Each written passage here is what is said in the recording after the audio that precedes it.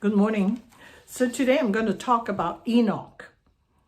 Genesis chapter 5, verse 22. There was the mention of Enoch, and Enoch is also found in the book of Hebrews.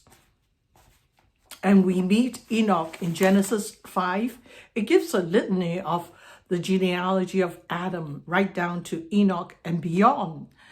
And all it says of each is their ages, names of their children, unto Enoch, where it says in verse 24, Enoch walked with God. And my translation says, he, Enoch, enjoyed a close relationship with God throughout his life. Then suddenly he disappeared because God took him. Life here is depicted as a walk metaphor, which expresses continuity, so that every man's life is a whole, which expresses progress, which expresses change, and which expresses a goal. Somehow God must have brought into a life, somehow God must be brought into a life if life is not to be aimless wandering, and if there is a point to which every human life should attain. If we read Genesis chapter 5, it's very uninspiring. You have Adam. He lived this long, he gave birth to these people. Then the next person who lived this long gave birth to this person, and then so on. It gives a few verses of the genealogy until Enoch, and where it says Enoch walked with God. And then he disappeared because God took him. So there was a little bit more about Enoch. So our life is a walk. We are born, we live this life for however long, then we died. So is that it? Is that what it's all about? But if we walked with God, then there'll be more to say about our lives. We should walk with God like Enoch. This way, life may be ennobled, dignified, calm, hallowed, and focused. Enoch walked with God suggests a communion between God and Enoch. Two men traveling a road keep each other company. How can two walk together except they be agreed? In Amos 3:3. The psalmist also says in Psalm 39 verse 2, I am a stranger with thee and a sojourner as all my fathers were. We do not walk alone, or we are not alone if God walks with us and we with him in our daily lives. And we can say, Lord, thou hast been my dwelling place in all generations, and we are at home. And that eternal home will never pass. And as if that promise of God's continual walk with us is not great enough, there is an even greater promise. Enoch walked with God, and of course, God took him.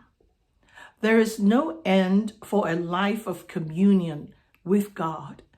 We walk with God in this life and the next. So walk with God by faith, by effort, and by purity. Genesis starts with a catalog of the descendants of Adam from creation to the deluge. It is evidently a very ancient document and is constructed on a remarkable plan. The formula for each man is the same. So-and-so lived, begat his heir. The next in the series lived on after that so many years. Having anonymous children, lived all together so long and then died. A dreary monotony runs through the ages. How brief and uniform may be the records of lives, striving, and tears, and smiles, and love that stretch through the centuries. Adam lived 930 years. The solemn monotony is broken in the case of Enoch. It has Enoch as having lived, walked with God, and he was not because God took him. What other end could there be to a life lived in communion with God, into closer communion with God the Father and friend? In this short excerpt from Genesis, two things are evident: the noblest life and its crown. Enoch's life is also remembered in the book of Hebrews, chapter 11. It is clear from Hebrews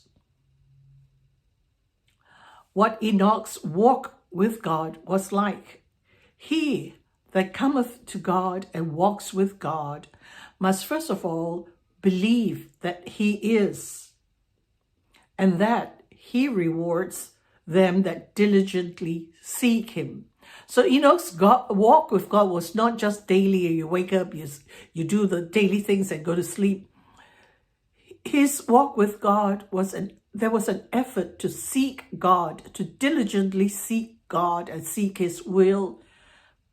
As it continues, we're giving more about Enoch's walk with God in Hebrews. He that comes to God must believe first that he exists and that he rewards them that diligently seek him. You cannot walk with God unless you are emancipated from the dominion of sense and time and are living by the power of God. We are to cultivate the faculty and habit of vigorous faith if we would walk with God. And a word about the crown of this life of communion. He was not, because God took him. Here it is recorded that Enoch did not undergo the dying and death process. He was taken by God. Psalm 49 reads, "He will deliver my soul from the power of the grave, for he will take me."